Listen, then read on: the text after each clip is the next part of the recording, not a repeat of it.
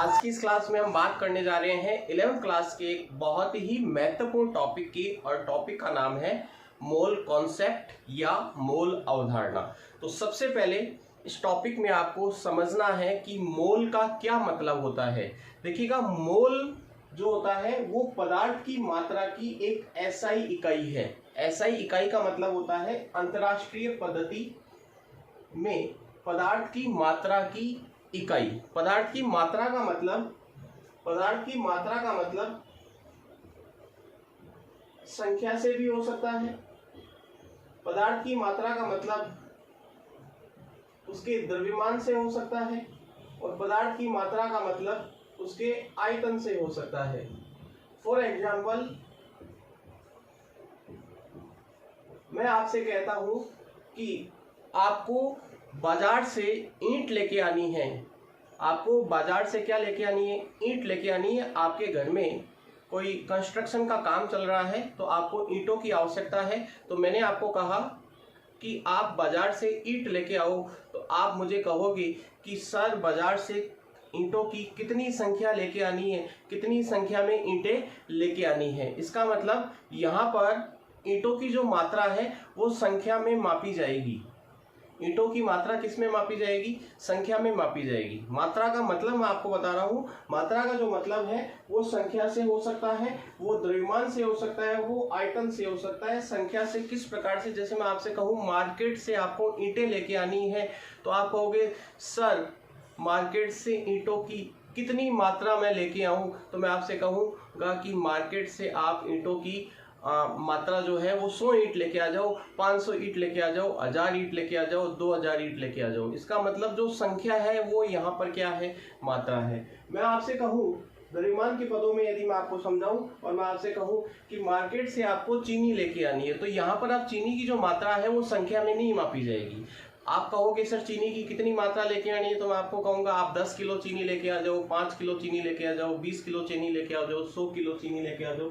यानी यहाँ पर जो द्रव्यमान है वो क्या है? किलोग्राम में हम माप रहे हैं। तो चीनी की जो मात्रा है वो द्रव्यमान में मापी जाती है, ईंटों की जो मात्रा है वो संख्या में मापी जाती है। यदि मैं आपसे बात करूँ आयतन की, तो मैं आपसे कहूँ मान लीजिएगा कि आपको गैस लेके आनी है, इस सिलेंडर में गैस भरवा के लेके आनी है, तो आप कहोगे सर गैस की कितनी मात्रा मैं इस सिलेंडर में भरवा के लाऊं? तो आप कहोगे गैस की आपको जो मात्रा है, मैं आपसे कहूँगा कि आप 10 लीटर गैस इस सिलेंडर के अंदर भरवा के लेके आइए। इसका मतलब जो आयतन है, गैस का जो आयतन है वो भी एक पदार्थ की क्या है? मात्रा है। तो पदार्थ की मात्रा को मापने के लिए अंतर्राष्ट्रीय पद्धति में जो इकाई दी गई उसे हम क्या कहते हैं? मोल कहते हैं। तो आपसे आज के बाद में कोई पूछ ले कि मोल का मतलब क्या है, तो आप कहोगे मोल का मतलब है पदार्थ की मात्रा की एसआई इकाई। अब देखिएगा, हम मोल का जो मतलब है वो संख्या के पदों में पढ़ेंगे, मोल का मतलब हम द्रव्यमान के पदों में पढ़ेंगे, और मोल का मतलब हम आयतन के पदों में, तीनों पदों में हम अलग अलग पढ़ेंगे। और उस पर आधारित जो न्यूमेरिकल्स है वो मैं आपको क्या करवाऊंगा? सॉल्व कराऊंगा। तो सबसे पहले हम संख्या के पदों में मोल की बात कर रहे हैं। संख्या के पदों में मोल क्या होता है? देखिएगा, एक मोल में निश्चित संख्या में कण उपस्थित होते हैं। एक मोल में निश्चित संख्या में क्या उपस्थित होते हैं? कण। कण का मतलब परमाणु, अणु या आयन। जिस प्रकार हम कहते हैं कि एक दर्जन में निश्चित संख्या में वस्तुएं उपस्थित होती है। जैसे मैं आपसे कहूं एक दर्जन नोटबुक लेके आनी है, तो आप कितनी नोटबुक लेके आओगे? 12। मैं आपसे कहूं 2 दर्जन नोटबुक लेके आनी है या 2 दर्जन आपको केले लेके आने हैं, तो बताओ आप कितने केले लेके आओगे? 24 केले लेके आओगे। तो उसी प्रकार से यहाँ पर जो मोल है वो दर्जन के समकक्ष तो है, लेकिन यहाँ पर संख्या अलग है। तो एक मोल में निश्चित संख्या में क्या होते हैं? कण उपस्थित होते हैं। और ये कण, हम केमिस्ट्री की बात कर रहे हैं, साइंस की जब हम बात करते हैं तो कणों का मतलब परमाणु, अणु या क्या होता है? आयन होता है। और ये जो निश्चित संख्या है वो आवागाद्रो संख्या के बराबर होती है। ये निश्चित संख्या किसके बराबर होती है? आवागाद्रो संख्या के बराबर होती है। आवागाद्रो संख्या को हम Na से दर्शाएंगे, जहां n का मतलब है नंबर और a का मतलब है आवागाद्रो। तो यह निश्चित संख्या आवागाद्रो संख्या की क्या होती है? बराबर। वापस से सुन लीजिएगा, एक मोल में निश्चित संख्या में कण उपस्थित होते हैं। यह निश्चित संख्या आवागाद्रो संख्या के बराबर होती है, और आवागाद्रो संख्या का जो मान है वो आपको याद करना है 6.022 × 10 की घात 23। ठीक है, 6.022 गुणा 10 की घात 23 एक मोल परमाणु। जैसे मैं आपसे कहूं मेरे पास एक मोल परमाणु है, तो बताइएगा मेरे पास कितने परमाणु होंगे? Na परमाणु होंगे। यदि मेरे पास Na परमाणु है, इसका मतलब मेरे पास कितने परमाणु होंगे? 6.022 गुणा 10 की घात 23 परमाणु। उसी प्रकार एक और उदाहरण अपन ले रहे हैं, जैसे मेरे पास एक मोल अणु है, तो बताइएगा एक मोल में निश्चित संख्या में क्या होंगे? अणु होंगे, और ये संख्या किसके बराबर होगी? अवोगाद्रो संख्या के बराबर। तो बताइएगा मेरे पास कितने अणु होंगे? Na अणु होंगे, और मेरे पास Na अणुओं का मतलब 6.022 गुणा 10 की घात 23 अणु होंगे। मेरे पास एक मोल आयन है, तो बताइएगा मेरे पास कितने आयन है? Na ion. इसका मतलब मेरे पास कितने आयन है? 6.022 गुणा 10 की घात 23 आयन है। मेरे पास एक मोल रुपए है, तो बताइएगा मेरे पास Na रुपए हैं, तो बताइएगा मेरे पास कितने रुपए हैं? 6.022 गुणा 10 की घात 23 रुपए हैं। मेरे पास एक मोल मोबाइल है, तो बताइएगा मेरे पास कितने मोबाइल है? Na mobile. मैं कहूँ मेरे पास एक मोल पानी की बोतल है, तो बताइएगा मेरे पास पानी की कितनी बोतल्स हैं? 6.022 गुणा 10 की घात 23। तो एक मोल मेरे पास टीवी है, एक मोल मेरे पास ट्रैक्टर है, एक मोल मेरे पास पंखे हैं, एक मोल मेरे पास डीओ है। कुछ भी एक मोल ले लो, तो बताइएगा वो संख्या किसके बराबर होगी? Na के बराबर होगी। तो देखिएगा अभी तक जो मैंने आपको पढ़ाया उस पर आधारित एक न्यूमेरिकल मैं आपको करवा रहा हूँ, ध्यान से समझिएगा। एक न्यूमेरिकल है, माना मेरे पास एक मोल रुपए है, माना मेरे पास एक मोल रुपए हैं, और इन रुपयों को मैं 10 लाख रुपए प्रति सेकंड की दर से खर्च कर रहा हूं। इन रुपयों को मैं यदि 10 लाख रुपए प्रति सेकंड की दर से खर्च करता हूं,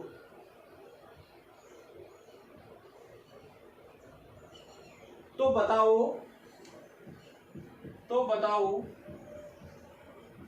इन रुपयों को खर्च करने में मुझे कितना समय लगेगा? सवाल आपके सामने मैंने लिख दिया है। सवाल आपको समझ में भी आ गया होगा कि मेरे पास कितने मोल रुपए हैं? मेरे पास एक मोल रुपए हैं, और इन रुपयों को मैं खर्च कर रहा हूं। किस रेट से खर्च कर रहा हूं? 10 lakh rupees per second. Means एक सेकंड में मैं कितने रुपए खर्च कर रहा हूं? 10 लाख रुपए खर्च कर रहा हूं। तो इन रुपयों को खर्च करने में मुझे कितना समय लगेगा? वर्षों में आपसे पूछा है, कितने वर्ष लगेंगे। तो इस क्वेश्चन को हम कैसे सॉल्व करेंगे, और इस क्वेश्चन को सॉल्व करने के बाद हम ये जान पाएंगे कि एक्चुअल में मोल कोई छोटी मोटी संख्या नहीं है, यह एक बहुत मोटी संख्या है, बहुत बड़ी संख्या है। तो कैसे सॉल्व करेंगे, ध्यान से समझिएगा। मेरे पास कितने मोल रुपए हैं? एक मोल रुपए, और मैं एक सेकंड में कितने रुपए खर्च कर रहा हूं? 10 लाख रुपए खर्च कर रहा हूं। तो आपसे पूछा है इन रुपयों को खर्च करने में कितना वर्ष लगने वाला है। तो देखिएगा कैसे सॉल्व करेंगे। देखिएगा 10 लाख रुपयों को मैं बोल सकता हूं 10 की पावर 6 रुपए।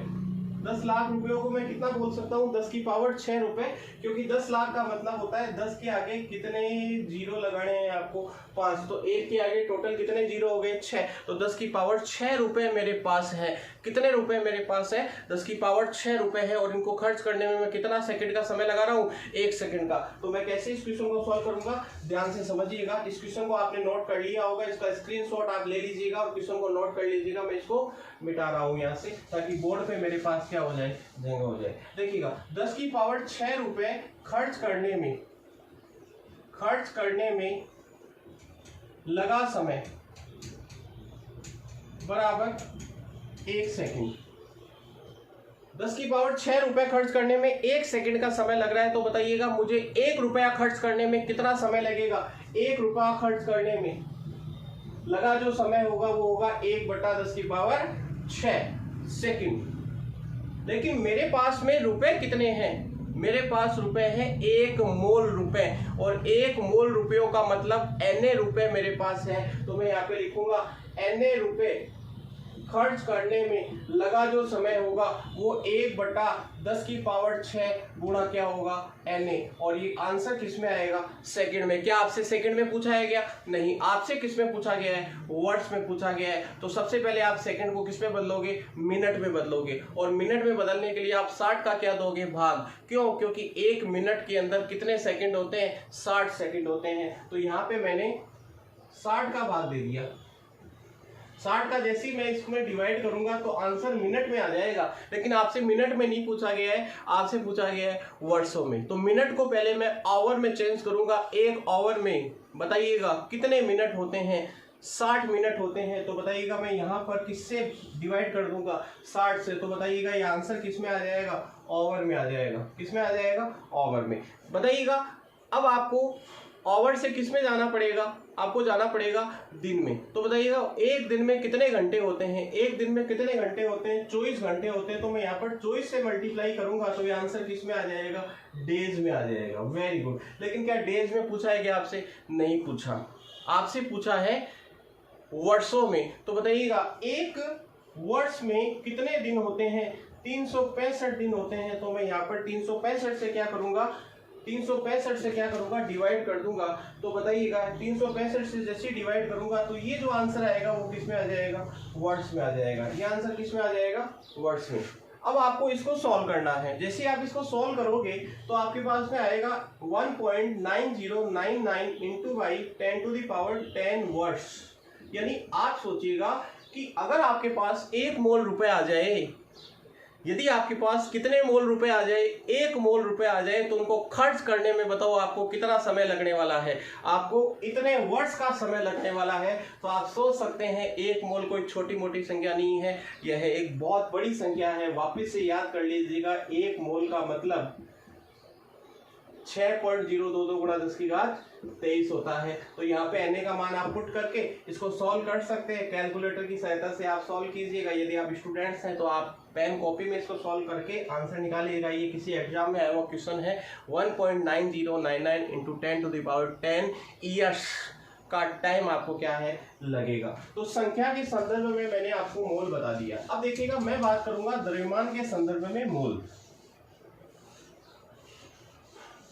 द्रव्यमान के संदर्भ में मोल। द्रव्यमान के संदर्भ में मोल।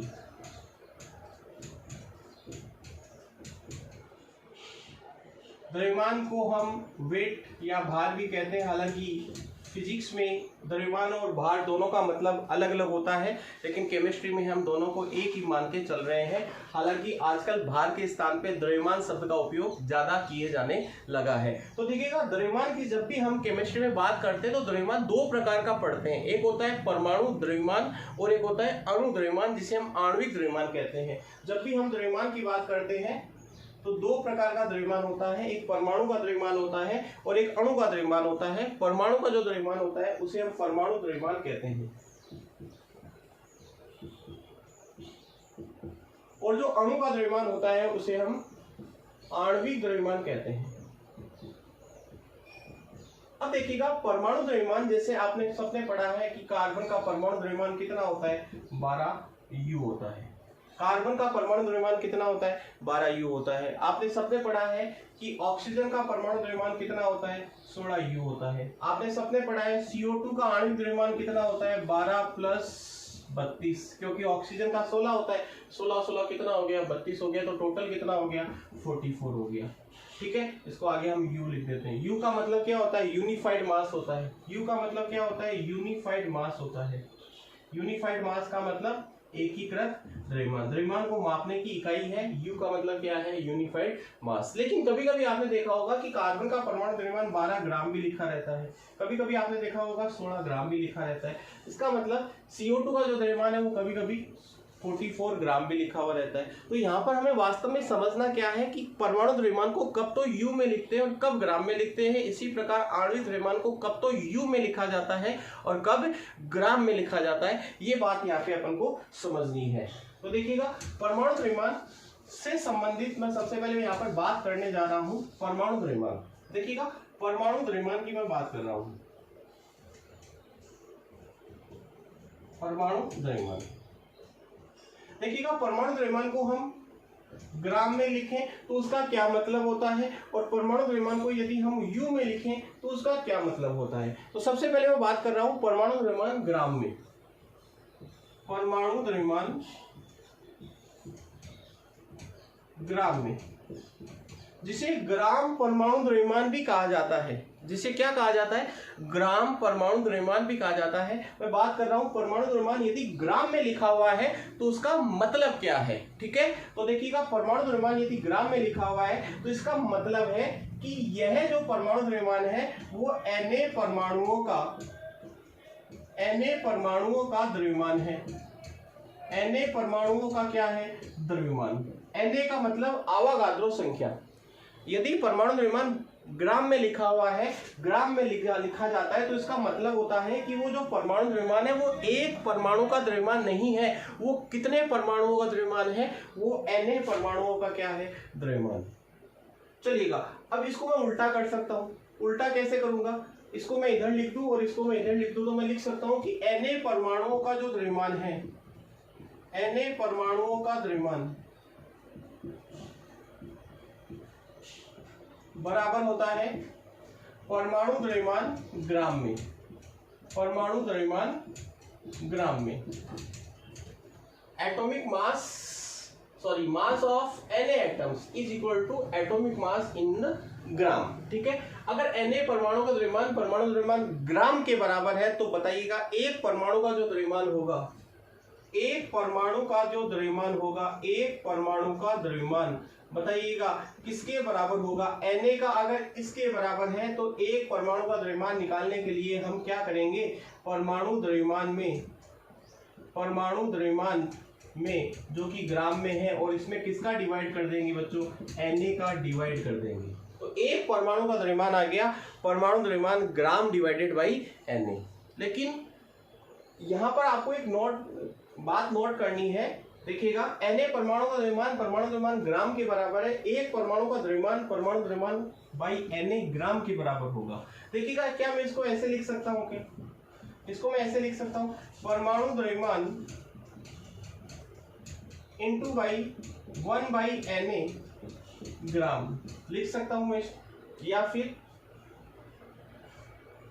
इस ग्राम को आप इधर भी लगा सकते हैं, इधर भी लगा सकते हैं, उससे कोई फर्क नहीं पड़ने वाला। अब देखिएगा जो 1 बाई Na है इसका मतलब क्या है कि एक में आपको डिवाइड करना है किसका, 6.022 गुणा 1023 का।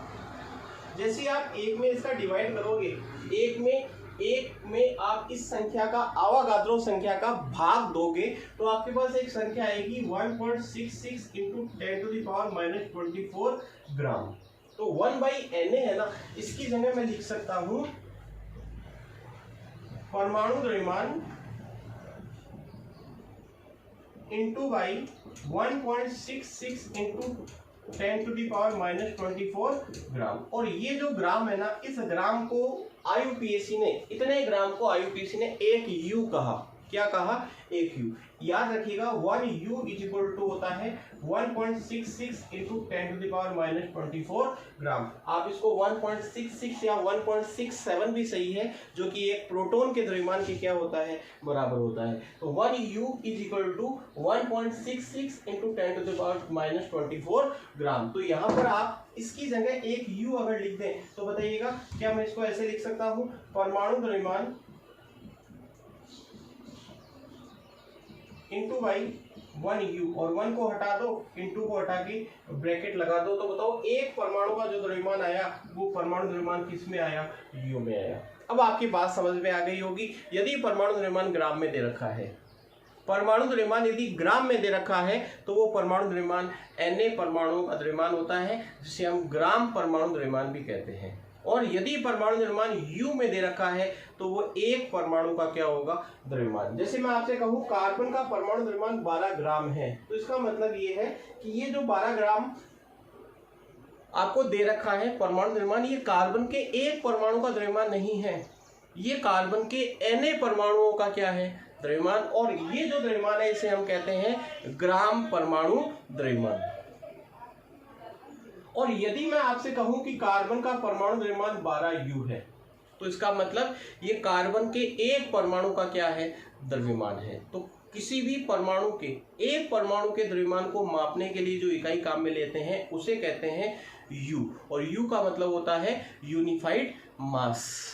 ठीक है, जैसे आप बात करोगे सर ये 12U आया कैसे, 12U आया कैसे, इसको मैं आपको समझा देता हूं। देखिएगा कार्बन की यदि हम बात करें तो कार्बन का परमाणु क्रमांक 6 होता है, इसमें 6 इलेक्ट्रॉन होते हैं, 6 प्रोटॉन होते हैं और 6 ही क्या होते हैं, न्यूट्रॉन होते हैं। मैं एक कार्बन का जो सबसे सिंपल आइसोटॉप है उसकी बात कर रहा हूँ, 6C12। देखिएगा जब भी हम किसी परमाणु के परमाणु द्रव्यमान की बात करते हैं तो वो परमाणु द्रव्यमान आता कैसे है उसको हमें यहाँ पे फाइंड आउट करना सीखना है। तो देखिएगा कार्बन में कितने इलेक्ट्रॉन हैं, 6 इलेक्ट्रॉन हैं, कितने प्रोटॉन हैं, 6 प्रोटॉन हैं, और कितने न्यूट्रॉन हैं, 6 न्यूट्रॉन हैं। देखिएगा किसी भी परमाणु के द्रव्यमान को निर्धारित जो करते हैं ना कण, वो केवल प्रोटॉन और न्यूट्रॉन होते हैं। इलेक्ट्रॉन कभी भी परमाणु के द्रव्यमान को निर्धारित नहीं करते। आप कहोगे सर क्यों नहीं करते, क्योंकि इलेक्ट्रॉन का जो द्रव्यमान होता है ना वो प्रोटॉन के द्रव्यमान से 1837 गुना कम होता है।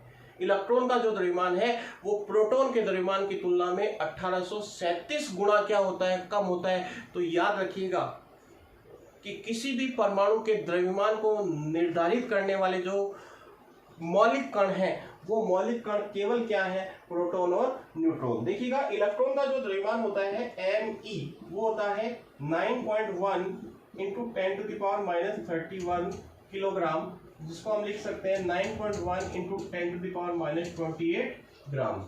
प्रोटॉन का जो द्रव्यमान होता है वो होता है 1.67 × 10⁻24 ग्राम। किलोग्राम में ये -27 किलोग्राम होता है। फिर इसको मैं ग्राम में चेंज कर लेता हूँ, इसको भी मैं ग्राम में लिख देता हूँ। ठीक है, ग्राम वाली यूनिट हम काम में ले लेते हैं। और न्यूट्रॉन का जो द्रव्यमान होता है वो होता है 1.67 × 10⁻24 ग्राम। ऑलमोस्ट इक्वल होता है भैया, इन दोनों का लगभग क्या होता है, इक्वल होता है। ठीक है, अब देखिएगा हम किसी भी परमाणु के द्रव्यमान को जब निर्धारित करते हैं तो हम इलेक्ट्रॉन के द्रव्यमान को काम में नहीं लेते, क्योंकि इलेक्ट्रॉन का जो द्रव्यमान है वो प्रोटॉन के द्रव्यमान की तुलना में 1837 गुना कम होता है। इसलिए इलेक्ट्रॉन इतने हल्के पार्टिकल्स हैं कि वो किसी भी परमाणु के द्रव्यमान में कभी भी पार्टिसिपेट नहीं करते। जैसे आपके कमरे के अंदर टेबल पड़ी है, कुर्सी पड़ी है, कूलर पड़ा है, बॉटल पड़ी है, बुक्स पड़ी है, टीवी लगा हुआ है, मोबाइल पड़ा हुआ है और कुछ कागज के टुकड़े पड़े हुए हैं, और उस कमरे का वजन आपको ज्ञात करना है। मान लीजिएगा उस कमरे को कल्पना करें उठा के किसी कांटे पे ले जाके रखना है, तो क्या बताओ आप मुझे, क्या उस वो जो कागज के टुकड़े पड़े हैं क्या वो अपना रोल अदा करेंगे क्या उस कमरे के वजन को निर्धारित करने के लिए? नहीं करने वाले। तो इलेक्ट्रॉन कभी भी परमाणु के द्रव्यमान को निर्धारित नहीं करते। तो यहाँ पे इसको मैं मिटा देता हूँ। देखिएगा ये जो द्रव्यमान है वो लगभग 1 U के बराबर होता है। ये जो द्रव्यमान है वो किसके बराबर है, 1 U के। अभी मैंने आपको बताया था 1 U बराबर 1.66 या उसको 1.67 भी आप मान सकते हो, 1 U के बराबर। तो बताओ न्यूट्रॉन का द्रव्यमान भी लगभग किसके बराबर होगा, 1 U के बराबर। मुझे बताइएगा कार्बन में कितने इलेक्ट्रॉन है, 6। इलेक्ट्रॉनों का वजन काम में नहीं आता। बताइएगा कितने प्रोटॉन है, 6 प्रोटॉन है। 6 प्रोटॉन का मतलब कितना द्रव्यमान होगा उनका, 6 U होगा कि नहीं होगा, क्योंकि एक प्रोटॉन का द्रव्यमान जो है वो 1 U है। तो बताओ 6 प्रोटॉन का मास कितना होगा, 6 U होगा। बताइएगा 6 न्यूट्रॉन का मास कितना होगा, 6 U। तो बताओ टोटल कितना हो गया, 12 U।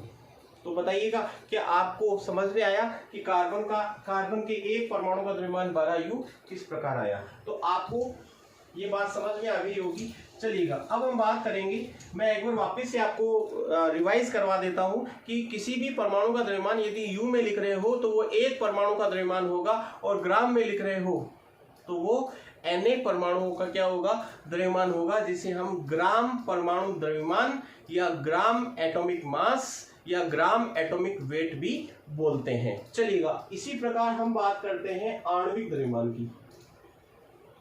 आणविक द्रव्यमान, देखिएगा सबसे पहले आणविक द्रव्यमान का मतलब मैं आपको बता देता हूं। जब 2 परमाणु या 2 से अधिक परमाणु आपस में रासायनिक बंधों से जुड़ करके जिस स्पीशीज का निर्माण करते हैं उसे अणु कहा जाता है। जैसे H2O एक अणु है, इसका जो द्रव्यमान होगा वो हाइड्रोजन का द्रव्यमान कितना होता है, 1 होता है। हाइड्रोजन का कितना होता है, 1 होता है। ऑक्सीजन का कितना होता है, 16। तो बताओ H2O का द्रव्यमान कितना हो गया, 18 हो गया। H2O का द्रव्यमान कितना हो गया, 18। ठीक है, अब ये जो 18 है ना, इसको यू में और ग्राम में दोनों में हम लिख सकते हैं। यदि यू में लिख रहे हैं इसका मतलब ये जल के एक अणु का, सिंगल एक अणु का द्रव्यमान है। 18 यू सिंगल एक अणु का द्रव्यमान है, और 18 ग्राम लिख रहे हो तो वो Na अणुओं का क्या है, द्रव्यमान। तो ध्यान से समझिएगा, आणविक द्रव्यमान यदि मैं ग्राम में लिखता हूं, आणविक द्रव्यमान यदि मैं ग्राम में लिखता हूं तो इसका मतलब वो Na अणुओं का द्रव्यमान है, Na अणुओं का द्रव्यमान है। इसको उल्टा करके लिखें तो Na अणुओं का जो द्रव्यमान है, Na अणुओं का द्रव्यमान वो किसके बराबर होगा, वो होगा आणविक द्रव्यमान, आणविक द्रव्यमान ग्राम की। ठीक है, चलिएगा। एक अणु का द्रव्यमान कितना होगा, एक अणु का द्रव्यमान होगा आणविक द्रव्यमान by Na into by gram. 1/Na ग्राम को हम 1 U लिखते हैं, तो बताइएगा हम लिख सकते हैं आणविक द्रव्यमान, आणविक द्रव्यमान U में। तो एक अणु का द्रव्यमान U में लिखेंगे और Na अणुओं का द्रव्यमान ग्राम में लिखेंगे। और ग्राम में जब हम द्रव्यमान लिखेंगे तो उसे हम कहेंगे मोलर द्रव्यमान, क्योंकि Na अणुओं का मतलब 1 मोल अणु हो गए, Na अणुओं का मतलब 1 मोल अणु हो गए। तो ये जो आणविक द्रव्यमान ग्राम है, इसका मतलब होता है मोलर द्रव्यमान, मोलर द्रव्यमान। जैसे आपसे कहे CO2 का मोलर द्रव्यमान बताओ, CO2 का मोलर द्रव्यमान बताओ, तो बताओ CO2 का जो मोलर द्रव्यमान होगा वो कितना होगा, 44 ग्राम होगा। और CO2 के एक अणु का द्रव्यमान बताओ या आणविक द्रव्यमान बताओ, तो वो कितना होगा, 44 U होगा। तो CO2 का जो वास्तविक द्रव्यमान है वो 44 U होता है। एक्चुअल में एक अणु या एक परमाणु का जो द्रव्यमान हम निकालते हैं वो उसका वास्तविक होता है। जैसे कार्बन का वास्तविक परमाणु द्रव्यमान कितना है, तो 12 U होगा, और कार्बन का ग्राम परमाणु द्रव्यमान कितना है, 12 ग्राम होगा। ठीक है, तो ये बात हमने कर ली द्रव्यमान से संबंधित। अब हम बात करेंगे आयतन से संबंधित मोल का तात्पर्य, आयतन से संबंधित मोल का तात्पर्य। देखिएगा, जब भी हम आयतन से संबंधित मोल का तात्पर्य पढ़ते हैं तो यहाँ पर केवल गैसों की बात की जाती है, वैलिड ओनली फॉर गैस, केवल गैसों के लिए ये लागू होता है, वो भी किस पर, एनटीपी पर, नॉर्मल टेम्परेचर प्रेशर पर। देखिएगा, आयतन के संदर्भ में मोल का मतलब है एक मोल गैस का जो आयतन होता है वो 22.4 लीटर के बराबर होता है। किसके बराबर होता है, 22.4 लीटर के बराबर होता है। तो याद रखिएगा, आयतन के संदर्भ में मोल का मतलब होता है 22.4 लीटर। आयतन के संदर्भ में मोल का मतलब होता है 22.4 लीटर। तो एक मोल गैस का जो आयतन होगा वो कितना होगा, 22.4 लीटर होगा। आयतन से संबंधित मोल की जो बात है वो ओनली फॉर गैस के लिए की जाती है और नॉर्मल टेम्परेचर एंड प्रेशर के ऊपर की जाती है। चलिएगा, अब बात करते हैं सर मोल ज्ञात कैसे करेंगे।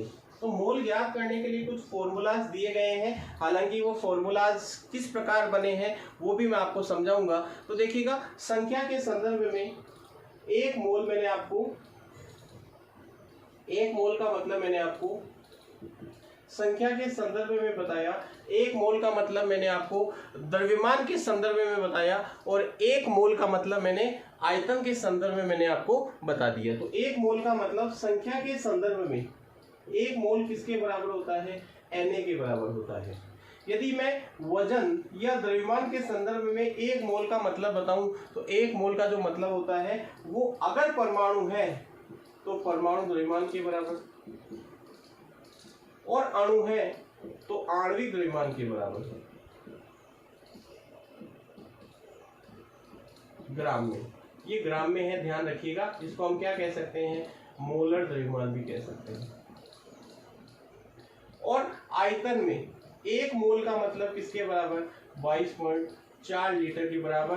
But this formula applies only for gases at NTP and STP. चलिएगा, तो एक मोल का मतलब आपको समझ में आ गया। तो इसके आधार पे हम फॉर्मूला फाइंड आउट करेंगे। आप सोचिएगा, मैं आपसे कहूं कि एक मोल परमाणु है कार्बन की, तो बताइएगा कितने परमाणु हैं? Na परमाणु, ठीक है। अगर मैं इसको 2 मोल कर दूं तो बताइएगा यहाँ पे कितने Na हो जाएंगे? 2 Na हो जाएंगे। यहाँ पे 3 कर दूं तो बताइएगा कितने Na हो जाएंगे? 3 Na हो जाएंगे। अब देखिएगा, आपको मोल का फॉर्मूला चाहिए, संख्या के संदर्भ में चाहिए, द्रव्यमान के संदर्भ में चाहिए और आयतन के संदर्भ में आपको मोल का फॉर्मूला चाहिए। तो देखिएगा किस प्रकार से आप मोल का फॉर्मूला फाइंड आउट करोगे। सबसे पहले मैं संख्या के संदर्भ में बता रहा हूं।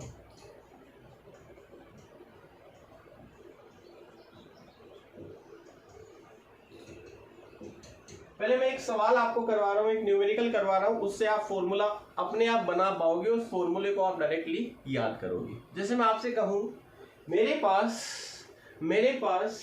6.022 गुणा 10⁻23 कार्बन के परमाणु हैं, तो बताइएगा मेरे पास कितने मोल परमाणु है। इन कार्बन के परमाणुओं के मोलों की संख्या निकालनी है। तो बताओ, सिंपल सी बात है सर, एक होगी सर।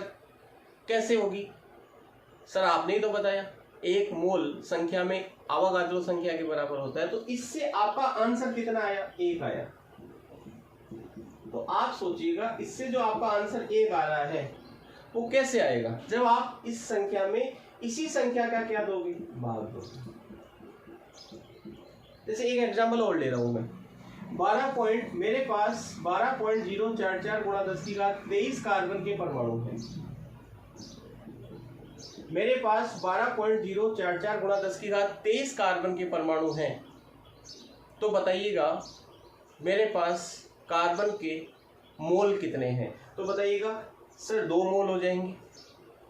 आपने कैलकुलेशन की नहीं, उससे पहले आपने बता दिया भाई अवोगाद्रो संख्या 1 मोल के बराबर होती है, तो ये जो संख्या है वो अवोगाद्रो संख्या की 2 टाइम है। तो बताइएगा इससे कितने मोल हो जाएंगे? 2 मोल हो जाएंगे। और इससे आप सोचिएगा 2 आंसर आएगा कब? यहाँ पर 2 आएगा कब? जब इसमें हम किसका भाग देंगे? Na का, यानी अवोगाद्रो संख्या। इसका मतलब यहाँ पर एक बात आप नोट कर रहे हैं कि यदि आपको संख्या दे रखी हो, भाई ये संख्या तो ऐसी है जो आप पता कर पा रहे हो बिना फॉर्मूले की, ऐसी भी तो कोई फालतू की संख्या भी तो दी जा सकती है। 2 × 10⁻24। बताइएगा कितने मोल है इसके अंदर? तो फिर उसमें पता करने के लिए आपको क्या करना पड़ेगा? Na का भाग देना पड़ेगा। तो जब संख्या कुछ इस प्रकार से होती है कि अवोगाद्रो संख्या से वो आसानी से कट रही हो, तब तो हम फॉर्मूला लगाए बगैर फाइंड आउट कर सकते हैं। लेकिन मान लो कोई आपको इस प्रकार की संख्या दे दे जिससे आप डायरेक्टली पता नहीं कर पा रहे, तो आपको उस संख्या में किसका भाग दे देना है? Na का। देखिएगा Na का ही भाग दिया है मैंने यहाँ पर, ठीक है। तो बताइएगा यदि आपको संख्या दे रखी है तो मोल आपको फाइंड आउट करना है, तो आपको किसका भाग देना है? Na का भाग देना है। तो संख्या के संदर्भ में मोल का फॉर्मूला क्या आया? मोल बराबर आया, आपको संख्या दे रखी होगी, कणों की संख्या आपको दे रखी होगी, कणों की संख्या में आपको किसका भाग देना है? Na का। यानी हमने उस संख्या का भाग दिया जो 1 मोल के बराबर है। तो बताइएगा द्रव्यमान के पदों में यदि मोल निकालना होगा, द्रव्यमान के पदों में मोल निकालना होगा,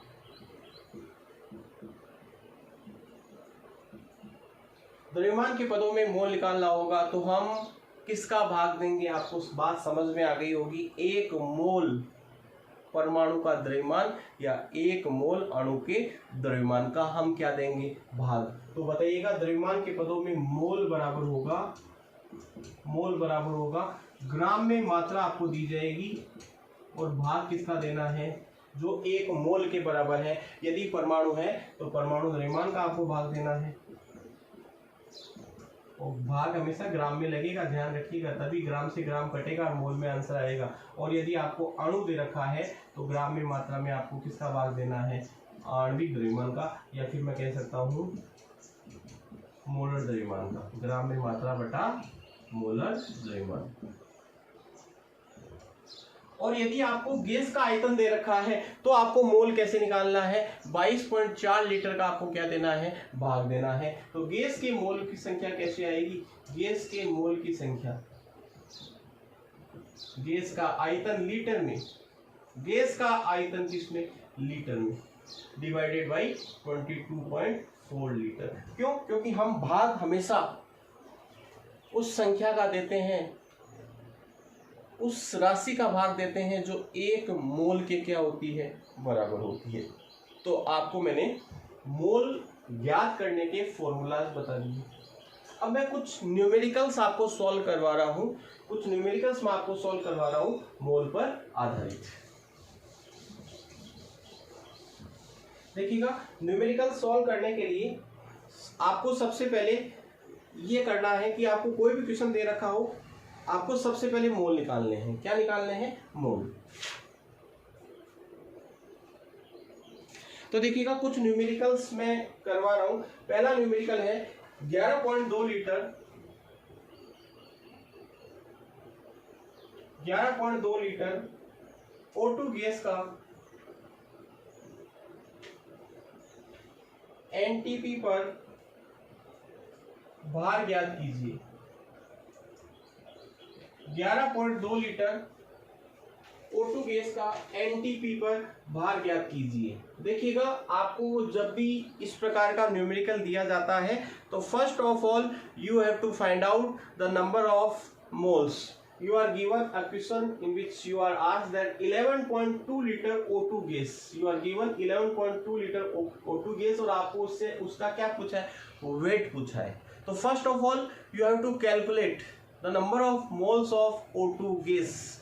एंड मैंने आपको क्या बताया कि यदि आपको आयतन दे रखा हो तो मोलों की संख्या निकालने के लिए आपको 22.4 लीटर का क्या देना है, भाग। और वैसे ही पता चल रहा है यार, एक मोल आयतन में किसके बराबर होता है, 22.4 लीटर के। तो बताओ 11.2 लीटर कितने मोल के बराबर होगा, आधे मोल के बराबर। तो जब भी आपको सवाल सॉल्व करना हो तो मैं आपको एक तरीका बता देता हूँ। मैंने आपको बताया एक मोल संख्या में आवागाद्रो संख्या के बराबर, द्रव्यमान में परमाणु या अणु द्रव्यमान के बराबर, और आयतन में 22.4 लीटर के बराबर। तो यदि आप जब भी सवाल को पढ़ो तो आप देखना आप कहां पर है अभी, वहां से आपको पहले मोल पे जाना है, मोल से आपको द्रव्यमान पे या संख्या पे आना है। तो देखो, आयतन से आप पहले मोल निकालोगे, मोल से आप द्रव्यमान निकालोगे, मोल से आप संख्या निकाल सकते हो, संख्या से आप मोल, मोल से आप, मतलब जब भी आपको एक Na से यहाँ जाना है, Na से यहाँ जाना है, यहाँ से यहाँ आना है, यहाँ से आना है, तो पहले आपको कहाँ आना पड़ेगा, मोल पे आना पड़ेगा। तो सवाल आप पढ़ पा रहे हैं तो कैसे करेंगे, देखिएगा। सबसे पहले हम O2 गैस के मोल निकाल लेंगे। बताइएगा O2 गैस के मोल कितने आएंगे, O2 के मोल निकालने के लिए आप क्या करोगे, गैस के आयतन में 22.4 लीटर का क्या दोगे, भाग दोगे। तो आपने 11.2 में किसका भाग दिया, 22.4 का। तो बताइएगा आपके पास कितना मोल आ गया, आधा मोल। अब देखिएगा O2 गैस का भार यानी वजन यानी अणु द्रव्यमान। तो बताइएगा O2 गैस का आपसे क्या पूछा है, भार पूछा है। तो बताइएगा एक मोल O2 गैस का वजन कितना होता है, एक मोल O2 गैस का द्रव्यमान कितना होता है, आपको बताएगा। ग्राम में निकालते हैं, 32 ग्राम होता है। तो क्या आपके पास एक मोल गैस है क्या, नहीं, आपको तो आधी मोल ही दे रखी है ना। तो बताइएगा आधी मोल का कितना होगा, आधे मोल का द्रव्यमान हो जाएगा 16 ग्राम। तो इस प्रश्न का उत्तर कितना होगा, 16 ग्राम होगा। तो 22.4 लीटर O2 गैस का भार जो है वो 32 ग्राम होता है। तो बताइएगा 11.2 लीटर O2 गैस का जो भार है वो कितना होगा, 16 ग्राम होगा। तो आप डायरेक्ट भी कर सकते हैं, चलेगा। क्वेश्चन नंबर 2, क्वेश्चन नंबर 2 है 6.0 22 गुणा 10 की घात 23 CaCO3 अणुओं का भार ज्ञात कीजिए। 6.0 22 गुणा 10 की घात 23 कैल्शियम कार्बोनेट के मॉलिक्यूल्स आपको दे रखे हैं, उसका आपको वेट पूछा है। तो देखिएगा भार पूछा है, आप अभी संख्या पे हो, आप अभी संख्या से पहले क्या निकालना है, मोल निकालना है, और मोल से आपको कहाँ आना है, भार पे आना है। तो संख्या से मोल निकालने के लिए आप आवागाद्रो संख्या का भाग दे दो, और मोल से भार निकालने के लिए आप अणु भार से गुणा कर दो। तो बहुत इजी सा प्रोसेस है, डायरेक्टली पता चल रहा है 100 ग्राम आंसर आने वाला है। फिर भी सॉल्व करते हैं। तो बताइएगा CaCO3 के मोल कितने होंगे। तो सबसे पहले हम कैल्शियम कार्बोनेट के मोल निकालेंगे। क्वेश्चन नंबर 2 है CaCO3 के मोल। CaCO3 के मोल इज इक्वल टू होंगे 6.022 गुणा 10 की घात 23 बटा Na। तो बताइएगा कितने मोल आ गए, 1 मोल आ गए। बताइएगा 1 मोल CaCO3 का भार कितना होने वाला है, ग्राम में आएगा कि नहीं आएगा। अरे बोलो ग्राम में आएगा कि नहीं आएगा, ग्राम में आएगा। तो बताइएगा कैल्शियम का भार कितना, 40। कैल्शियम का परमाणु भार 40 होता है, ठीक है चलिएगा। कार्बन का कितना, 12। और ऑक्सीजन का कितना होता है, ऑक्सीजन का सर 16 होता है। और 16 गुणा 3 कितना होता है, 48 होता है। तो बताइएगा इसको ऐड करोगे तो 40 और 12 कितना हो गया, 52। 52 और 48 यानी कितना हो गया, 100। अब आपको 1 मोल है, इसका मतलब मोलर द्रव्यमान कितना हो जाएगा, 100 ग्राम हो जाएगा। तो ये था न्यूमेरिकल नंबर 2। तीसरा क्वेश्चन है 12.04 ग्राम, सॉरी 12.04 गुणा 10 की घात 22 कार्बन के परमाणुओं का भार ज्ञात करो। कार्बन के परमाणुओं का भार ज्ञात करो। तो बहुत आसान सा क्वेश्चन है। तो देखिएगा आपको कार्बन के परमाणु को जो नंबर दे रखा है वो दे रखा है 12.04 इंटू 10⁻²4 कार्बन के एटम्स आपको दे रखे हैं, उनका वेट पूछा है। तो बताइएगा 1 मोल कार्बन का जो परमाणु भार होता है वो किसके बराबर होता है, 12 ग्राम की। 1 मोल कार्बन का जो परमाणु भार या परमाणु द्रव्यमान या एटॉमिक मास या एटॉमिक वेट किसके बराबर होता है, 12 ग्राम के बराबर होता है। तो आप अगर मोलों की संख्या निकाल लो यहां से तो आप आंसर फाइंड आउट कर सकते हो। तो कार्बन के परमाणुओं के पहले आपको मोल निकालने हैं और मैं आपको पहले ही बता चुका हूं कि परमाणुओं की संख्या से यदि आपको मोल निकालना है तो Na का क्या देना होगा, भाग। तो देखिएगा कार्बन के मोल बराबर आएंगे 12.04 गुणा 10 की घात 22 बटा Na, ठीक है। इसको सॉल्व किया तो कितना आएगा, 0.2 आ जाएगा। Na का मान रख देना, तो इसको सॉल्व करोगे कितना आएगा, 0.2 आएगा। अब देखिएगा 1 मोल कार्बन का जो वजन है वो किसके बराबर होता है, 12 ग्राम की। लेकिन क्या आपके पास 1 मोल कार्बन है क्या, नहीं सर, हमारे पास तो 0.2 मोल है। तो हम यहाँ पे 0.2 लिख देंगे। 0.2 मोल कार्बन का वेट कितना हो जाएगा, 12 गुणा 0.2। इसको सॉल्व किया आ जाएगा 2.4 ग्राम। तो ये क्वेश्चन नंबर क्या था, 3 था। अगला क्वेश्चन है क्वेश्चन नंबर 4। क्वेश्चन नंबर 4 है 1 ग्राम हीलियम गैस का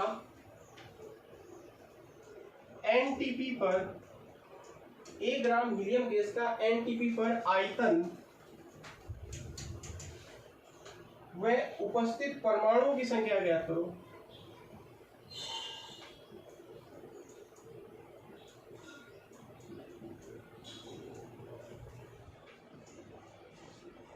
एक ग्राम हीलियम गैस का एनटीपी पर एक तो आपसे आयतन पूछा है, volume of helium gas at NTP, and number of atoms आपसे पूछे गए हैं। तो कैसे सॉल्व करोगे, आयतन निकालने के लिए हमें पता है 1 मोल गैस का जो आयतन होता है वो 22.4 लीटर के बराबर होता है। तो पहले हमें मोलों की संख्या निकालनी पड़ेगी, ग्राम में मात्रा आपको गिवन है। तो बताइएगा हीलियम के मोल कितने आएंगे, हीलियम के मोल आएंगे 1 बटा ग्राम में मात्रा कितनी है, 1। और हीलियम का परमाणु द्रव्यमान कितना होता है, 4 होता है। तो ये आ गए 1/4 मोल, ठीक है। इसको हम 0.25 मोल भी बोल सकते हैं। अब ये कह रहा है आयतन बताओ। तो बताओ 1 मोल हीलियम गैस का जो आयतन होगा वो किसके बराबर होगा, 22.4 लीटर की। लेकिन क्या आपके पास 1 मोल हीलियम है क्या, सर नहीं है हमारे पास 1 मोल हीलियम। हमारे पास हीलियम कितना है, 1/4 मोल। तो 1/4 मोल हीलियम गैस का आयतन कितना हो जाएगा, 1/4 गुणा 22.4 इज इक्वल टू 5.6 लीटर। अब ये कह रहा है, ये तो आंसर हो गया, आयतन कितना आ गया, 5.6 लीटर। उपस्थित परमाणुओं की संख्या ज्ञात करो। तो बताइएगा 1 मोल हीलियम में परमाणुओं की संख्या कितनी होती है, Na होती है। 1 मोल हीलियम में परमाणुओं की संख्या कितनी है, N। तो आपके पास में हीलियम के मोल कितने हैं, 1/4 मोल। तो बताओ 1/4 मोल हीलियम में कितने परमाणु हो जाएंगे, Na/4। 4, यानी हम कह सकते हैं 6.022 गुणा 10 की घात 23 में किसका भाग लग जाएगा 4 का। तो इसको आप सॉल्व कीजिएगा, वो इस क्वेश्चन का क्या होगा आंसर होगा। अगला क्वेश्चन है 16 ग्राम O2 व 16 ग्राम O3 में परमाणुओं की संख्या ज्ञात करो।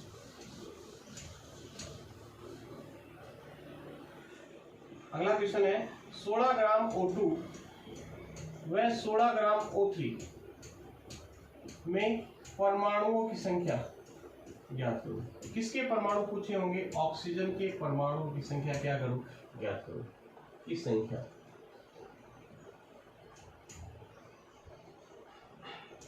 तो संख्या पूछिए ग्राम पे हो तो सबसे पहले मोल निकालो। तो बताइएगा, सबसे पहले हम O2 की बात कर रहे हैं, O2 के मोल कितने आएंगे। मोल निकालने के लिए क्या करते हैं, ग्राम में मात्रा में किसका भाग दे देते हैं अणुभार का, और ऑक्सीजन का अणुभार डाई ऑक्सीजन गैस है 32 होगा। तो बताओ कितना आएगा, 1/2 मोल आएगा। बताइएगा एक O2 में ऑक्सीजन के परमाणुओं की संख्या कितनी है, 2 है कि नहीं है। O2 का जो अणु है वो 2 ऑक्सीजन के परमाणुओं से मिलकर बना है कि नहीं। मैं एक O2 के अणु की बात कर रहा हूं, टॉकिंग अबाउट 1 O2। तो 1 O2 में ऑक्सीजन के कितने परमाणु होंगे, 2। तो बताओ एक मोल O2 में ऑक्सीजन के परमाणु कितने होंगे, 2 मोल। कितने होंगे भाई, एक O2 में 2 है तो एक मोल O2 में कितने होंगे, 2 मोल। लेकिन आपके पास कितने मोल दे रखे हैं, हाफ मोल। तो हाफ मोल O2 में ऑक्सीजन के परमाणु कितने हो जाएंगे, 2 गुणा हाफ मोल। इसका मतलब हो जाएगा 1 मोल, और 1 मोल का मतलब Na ऑक्सीजन के क्या होंगे परमाणु होंगे। तो एक O2 में ऑक्सीजन के परमाणु की संख्या 2 है, तो 1 मोल O2 में ऑक्सीजन के परमाणु 2 मोल होंगे। तो आपके पास O2 की मोल कितने हैं, हाफ मोल है। तो हाफ मोल में कितने हो जाएंगे, हाफ हो जाएंगे, यानी 1 मोल हो जाएगा, और 1 मोल का मतलब Na ऑक्सीजन के परमाणु। अब ये कह रहे हैं 16 ग्राम O3 में बताओ, तो O3 के मोल निकाल लेना पहले आप। तो O3 के मोल निकालने के लिए यहाँ पे 48 का डिवाइड होगा। क्यों, क्योंकि ओजोन गैस जो होती है उसका अणुभार कितना होता है, 48 होता है। तो बताइएगा कितने मोल आ गए, 3। एक ओजोन में ऑक्सीजन के कितने परमाणु, 3। तो बताओ एक मोल ओजोन में ऑक्सीजन के कितने मोल परमाणु, 3 मोल। तो बताइएगा 1/3 मोल ओजोन में ऑक्सीजन के परमाणु कितने होंगे, 3 गुणा 1/3। तो वही आंसर आने वाला है 1 मोल। चलिएगा अब हम बात करेंगे अगले न्यूमेरिकल की। अगला जो न्यूमेरिकल है वो कहता है कि 5.6 लीटर O3 गैस में उपस्थित परमाणु की संख्या ज्ञात करो। 5.6 लीटर ओजोन गैस में ऑक्सीजन के परमाणु कितने होंगे। तो आप देखिएगा आयतन पे है अभी और संख्या पे जाना है, आयतन पे है और आपको किस पे जाना है, संख्या पे। तो आप कैसे सोल्व करेंगे इस क्वेश्चन का आंसर कैसे निकालेंगे, सबसे पहले आप मोल निकालेंगे। तो बताओ O3 के मोल कितने होंगे, O3 के मोल होंगे 5.6 में किसका भाग दोगे, 22.4 का। तो 1/4 मोल। तो बताइएगा एक O3 में ऑक्सीजन के कितने परमाणु हैं, 3। एक ओजोन गैस में ऑक्सीजन के कितने परमाणु हैं, 3। तो बताइएगा 1 मोल ओजोन में ऑक्सीजन के कितने मोल होंगे, 3 मोल परमाणु होंगे। और आपके पास कितने दे रखे हैं, 1/4 मोल। तो बताओ 1/4 मोल में कितने हो जाएंगे भाई, एक ओजोन गैस में ऑक्सीजन के कितने परमाणु हैं, 3।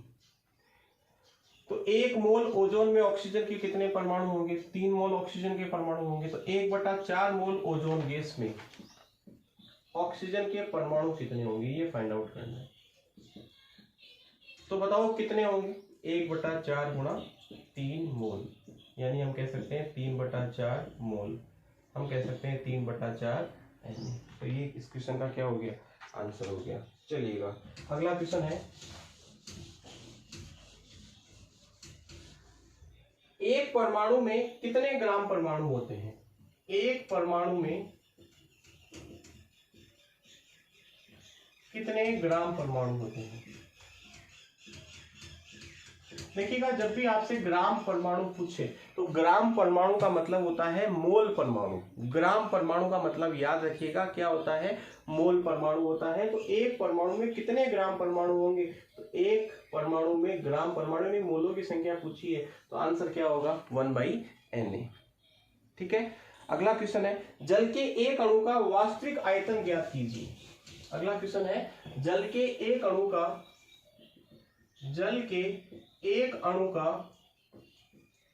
वास्तविक आयतन ज्ञात कीजिए। जल के एक अणु का वास्तविक आयतन ज्ञात कीजिए। जल के एक अणु का वास्तविक आयतन आपसे पूछा है।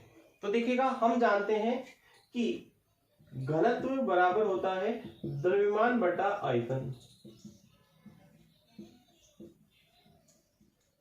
यहां पर जल है तो आयतन वो 22.4 लीटर वाला नहीं होगा भैया, वो केवल किसके लिए होता है, गैस के लिए होता है। तो आयतन आपसे पूछा है तो बताओ आयतन बराबर क्या होगा, द्रव्यमान बटा घनत्व। यानी हम कह सकते हैं द्रव्यमान बटा, बताओ जल का घनत्व कितना होता है 1 ग्राम पर सेंटीमीटर क्यूब।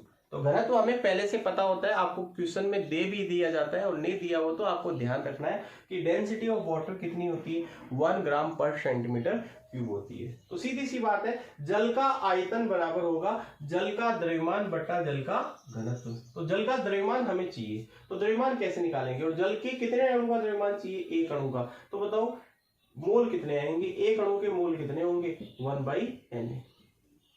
ठीक है, और बताइएगा एक मोल जल का जो अणुभार होता है वो 18 ग्राम होता है। तो बताइएगा इतने मोल जल के अणुओं का भार कितना होगा 1/Na इंटू 18 ग्राम। समझ में आई क्या बात भाई। एक मोल, वापस से समझा देता हूं, देखिएगा जल के एक अणु का द्रव्यमान निकालना है तो जल के एक अणु के मोल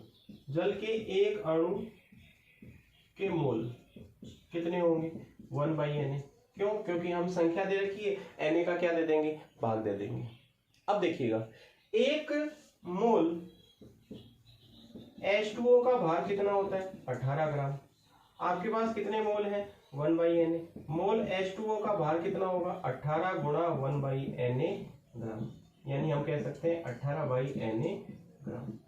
चलिएगा, द्रव्यमान का मान यहाँ पे हम पुट कर देंगे, तो यहाँ पे हम पुट करेंगे तो 18/Na ग्राम, ग्राम से ग्राम कट गया तो 18/Na सेंटीमीटर क्यूब आ गया, और सेंटीमीटर क्यूब को हम ml भी कहते हैं, तो 18/Na ml। तो ये इस क्वेश्चन का क्या हो गया, आंसर हो गया। चलिएगा अगला क्वेश्चन हम ले रहे हैं, सॉरी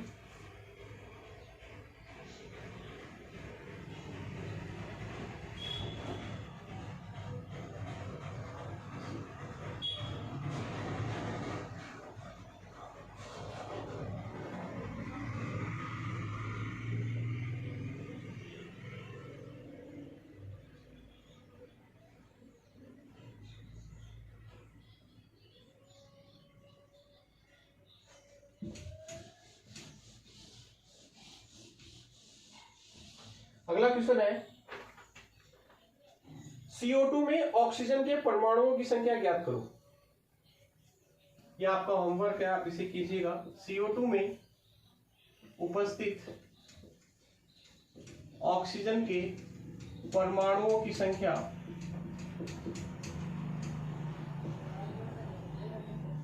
ज्ञात करो। यदि इतने ही ऑक्सीजन के परमाणु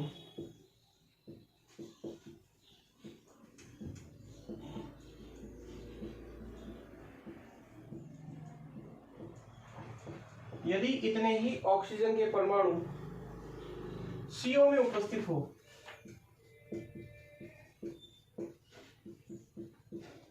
तो CO का भार ज्ञात करो। तो ये क्वेश्चन आपको सॉल्व करना है, ये आपका होमवर्क है, इसको आप नोट कर लीजिएगा, स्क्रीनशॉट ले लीजिएगा, और ये क्वेश्चन आपको सॉल्व करना है। मैं अगली क्लास के अंदर इसका आपको आंसर बताऊंगा। ठीक है। यदि आप इसका आंसर आप पता कर पाते हैं तो आप कमेंट बॉक्स में मुझे आंसर इसका जरूर बताएं, ताकि मैं चेक करके आपको वहां पे कमेंट कर दूंगा कि आपका आंसर सही है या गलत है। ठीक है, चलिएगा आज की इस क्लास का अंतिम क्वेश्चन, आज की इस क्लास का अंतिम क्वेश्चन है 100 ml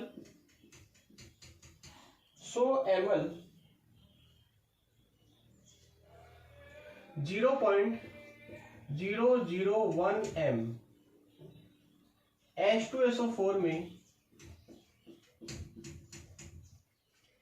उपस्थित H+ आयनों की संख्या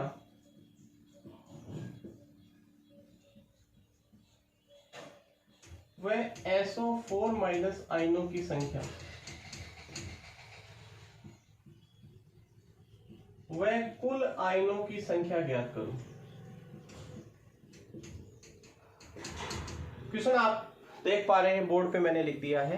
क्वेश्चन है 100 ml 100 ml आपको H2SO4 दे रखा है, उसकी ये मोलरिटी दे रखी है, मोलरता दे रखी है। ध्यान रखिएगा जब कैपिटल M दिया हुआ रहता है तो that is the symbol of molarity, not the symbol of mole. ये मोल का सिंबल नहीं है, ये किसका सिंबल है, मोलरिटी का। तो मोलरता आपको दे रखी है और मोलरता आपको दे रखी है H2SO4 की कितनी दे रखी है 0.001 और उसका वॉल्यूम कितना दे रखा है 100 ml। आपसे पूछ रहा है कि कितने तो H+ आयन होंगे, कितने सल्फेट आयन होंगे और कुल आयनों की संख्या कितनी होगी। तो सबसे पहले हम जानते हैं कि मोलरता बराबर होता है, किस प्रकार से सॉल्व करेंगे मैं आपको बता देता हूं। मोलरता बराबर होता है विलय के मोल बटा विलयन का आयतन।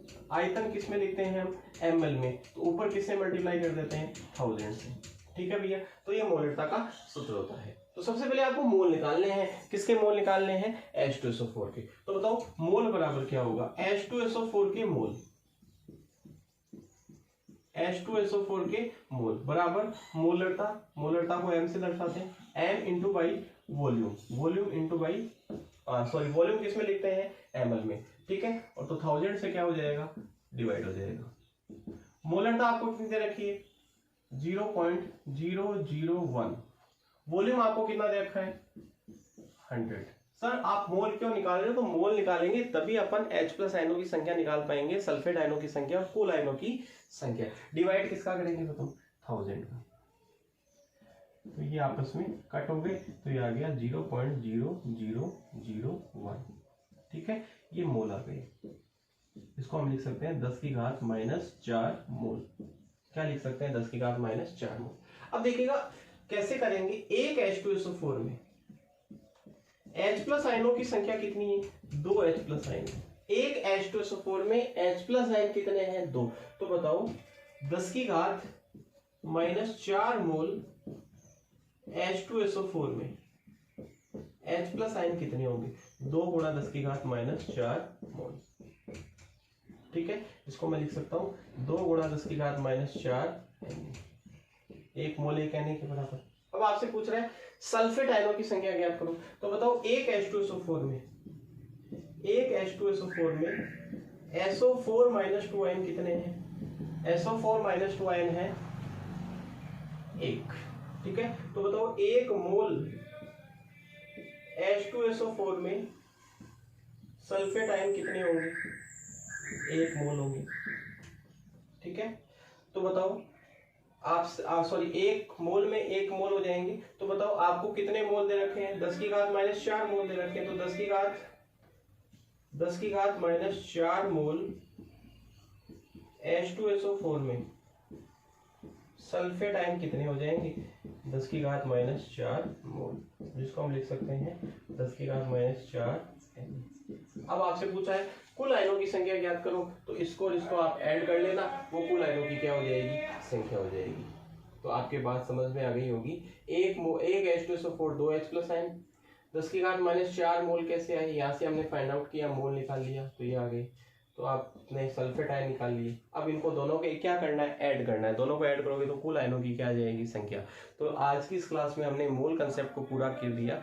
अब जो न्यूमेरिकल्स हैं 2-4 न्यूमेरिकल और हैं वो आप सॉल्व कीजिएगा, आपको आगे आने वाली वीडियोस में वो बता दिए जाएंगे। यदि आपको वीडियो अच्छा लगा हो तो लाइक कीजिएगा, शेयर कीजिएगा, सब्सक्राइब कीजिएगा यदि आप चैनल पे पहली बार आए हैं तो। और मोल से संबंधित बहुत सारे न्यूमेरिकल्स हैं जो बुक्स के अंदर आपको मिलेंगे, वो आप सॉल्व कीजिएगा ताकि मोल कॉन्सेप्ट के ऊपर आप अपनी पकड़ बना पाओ। धन्यवाद। इश्क ने मेरे ये कैसा काम कर दिया, मेरा आशिकों